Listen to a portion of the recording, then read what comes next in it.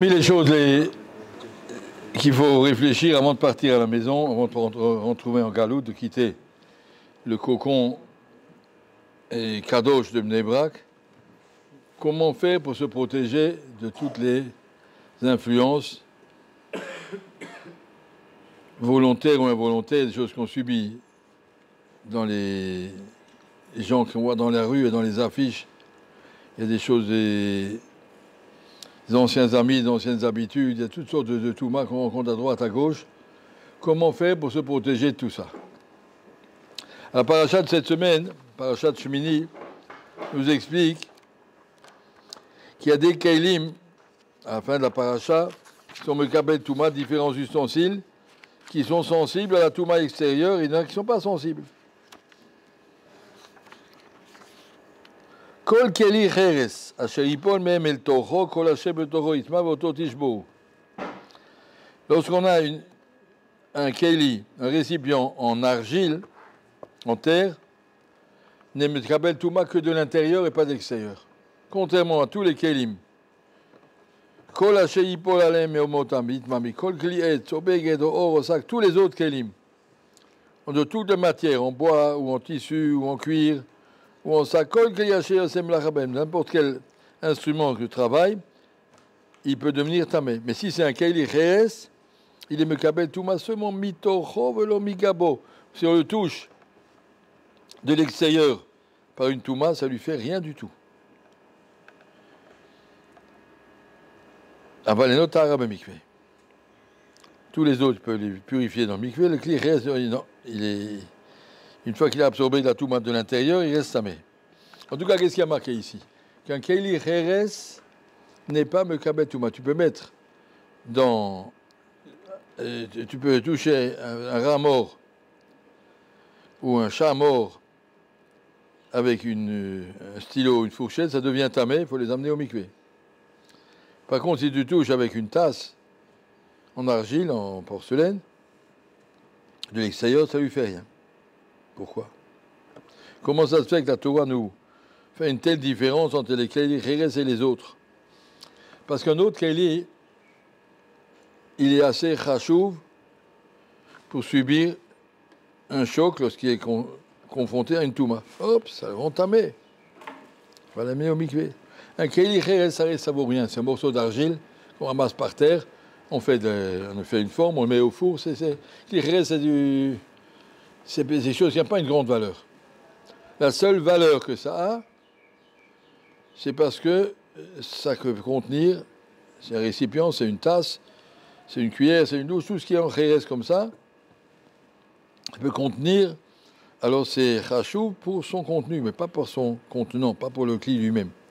Keli lui-même, ça lui fait rien, tout à l'extérieur. Ce qui est dedans, oui, parce qu'un keli, il est complètement tafel et batel à son contenu. Il n'existe pas en tant que lui-même, il existe en tant que je suis là pour retenir ce que vous mettez dedans. Et lui-même, il vaut rien. C'est-à-dire qu'un keili qui est important, qui coûte cher, comme un keili en bégued, en tissu, ou en fer, en métal, ou en bois, ou en cuir, tous ces keilim-là, ils ont une valeur intrinsèque. Ceux-là, ils sont sensibles à la touma. Un keili qui n'a pas de valeur, la touma ne lui fera rien. Lorsque quelqu'un se trouve dans un milieu où il y a de la touma, le seul moyen pour ne pas être sensible à la touma, c'est de savoir, je suis un kli cheres, je suis rien. Plus un homme est conscient qu'il est rien, de moi-même, je ne peux rien faire, je ne peux même pas lever la main si Hachem ne m'aide pas. Je ne peux rien faire. Je suis dans les mains d'Akadosh Baruch Hu, je ne suis absolument pas maître de mon programme, j'ai le droit d'avoir un programme, mais je ne sais pas si je vais réaliser. Etc. Tout ce que Akadosh Baruch Hu gère dans le monde en entier du début à la fin, va faire qu'un homme peut se sentir tellement petit que la touma ne le concerne pas. Qu'est-ce que tu veux me vendre telle ou telle affiche publicitaire ou telle saleté dans la rue? C'est pas pour moi, je suis un petit bonhomme, moi, laisse-moi tranquille. Plus un homme se sent petit, pas faible. Petit, ça veut dire je n'ai pas d'ambition dans ce monde matériel, ça ne m'intéresse pas. Et dans cette mesure, le monde matériel ne touchera pas. Si quelqu'un a un programme dans ce monde matériel, moi je veux réussir, je veux devenir riche, je veux devenir beau, je veux allumer toutes les jolies voitures, ça t'intéresse, il y a des jolies voitures, on voit déjà des autres jolies choses, et d'autres jolies choses, et puis on se laisse impressionner par ce Yafo, par c'est la beauté. C'est marqué dans le livre de Jonas que il est parti avec le bateau à Yafo. Yafo, ça veut dire, dit le Gaon de Vilna, il sait s'entraîner par les jolies choses, s'entraîner par la vérité. Tu t'intéresses au beau et pas au vrai. Donc, ce qu'on veut dire ici, c'est que lorsque tu es confronté à la Touma, si tu es clair que le Olam Hazé n'a aucune importance pour moi, ce qu'Akadosh Baruch Hu me donnera, je prendrai Bakasha, il me donnera beaucoup, je prendrai beaucoup, il me donnera un peu, je prendrai peu. Ce n'est pas mon programme de vie, mon but de vie, ma réussite dans la vie, elle se mesurera. Qu'est-ce que j'ai fait de ma neshama? Est-ce que je l'ai construite? Est-ce que je dis mes brachot plus jolis que ce que je disais il y a 5 ans? Est-ce que je fais ma birkat plus joliment? Est-ce que ma tfila du shachrit, elle est autrement? Est-ce que mes tfilines, quand je les ai sur moi, je ressens quelque chose, je fais un effort de les vivre? Ça, c'est ce qui compte. Qu'est-ce que je fais avec ma chavruta? Qu'est-ce que je fais? Comment je suis en bonne relation avec mes parents, avec ma femme, avec mes enfants, etc. Ça, c'est ce qui compte. Tout le reste, c'est des choses qui n'ont pas d'importance. Si pour toi, n'a d'importance que ta neshama, le monde extérieur ne pourra pas te toucher. Tu vis ta vie. Tout ce qu'on est sensible à tout ma extérieur, c'est parce qu'on est un Keli Chachouv. Un monsieur qui est Anav. Anav veut dire, je n'ai rien à... Je ne suis pas maître de tout ce qu'il y a dans ce Olam Hazé. Tout ce qu'il y a là, Akadosh Baruch Hu donnera à chacun ce qu'il veut donner, et ce n'est pas mon problème, c'est le problème d'Akadosh Baruch Hu. Avant la naissance, c'est déjà fixé qui doit être riche, qui doit être intelligent, qui doit être fort, qui doit être en bonne santé. Ça, c'est les programmes d'Akadosh Baruch Hu, ce n'est pas mes programmes. Ce n'est pas mon affaire. Un homme, s'il est anav, ça, c'est la grande protection. La grande protection. Regardez, il y a des Bachoué Yeshiva en Eretz Israël, ils sont tous habillés, noir et blanc, avec la veste et le chapeau, tous pareils. Quand on voit des Français, ils arrivent, là, c'est marqué dessus Nike, c'est ici marqué dessus Los Angeles, l'autre c'est marqué dessus je ne sais pas quoi, chacun il marque des trucs, il y en a qui veulent se définir à travers ses vêtements, des vêtements de marque et des vêtements de montrer à tout le monde, t'as vu, moi je me paye un truc, une telle marque, je suis un homme important. Mon important c'est de quoi j'ai l'air, le beau, la vérité. Parce que les Shiva, on leur a appris, te montre pas, qu'est-ce que tu veux te montrer? Sois petit, tout le monde est habillé pareil. Dans la choule, tout le monde met un talit, personne n'a besoin de voir ce qu'il y a en dessous du talit. Si tu as un crocodile, si tu n'en as pas. Pas être idiot, on ne va pas vivre pour ça. C'est tellement, tellement important pour les gars, ils n'ont pas autre chose. Que la valeur d'un homme, c'est de quoi il a l'air. Alors on s'achète des chaussures de marque et des montres qui valent 30 000 euros et des trucs pour les montrer à tout le monde. Et une grosse voiture.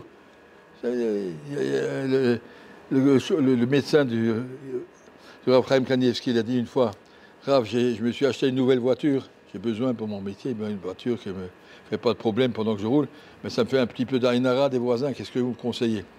Il a dit, tu vas prendre 5 clous dans la main droite et 5 clous dans la main gauche, tu les mets entre les doigts, et tu vas rayer ta voiture de tous les côtés. Comme ça, il n'y aura plus d'aïnara. Ça ne va rien changer, elle va rouler comme avant et tout, mais tu n'auras pas d'aïnara. Il a dit, grave, une nouvelle voiture. Il a dit, ah, c'est quoi? Ça fait quoi?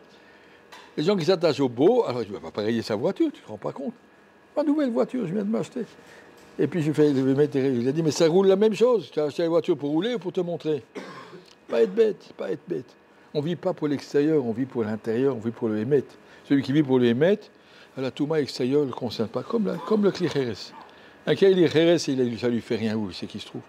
Je ne suis rien, je suis un petit monsieur. Petit monsieur, dans son monde matériel, je n'ai pas d'ambition. Tout ce qui tombe du ciel est béni, Baruch Haba. On peut être riche, on peut être pauvre. Il y a des gens riches, je connais des gens à Bnei-Brak qui ont des très grandes fortunes, mais ça ne se voit pas. Ça ne se voit pas. Il ne vit pas pour se montrer aux autres. Je connais quelqu'un qui a reçu, en cadeau de mariage, 70 appartements de son beau-père. Il a offert à Londres. Voilà. Mais il était Chavruta de Rav Shach. Il est tranquillement. Il le voit passer tous les matins. Bon, chez moi, voilà. Il y a un monsieur très très bien. Personne ne le voit. Il ne vit pas pour se montrer.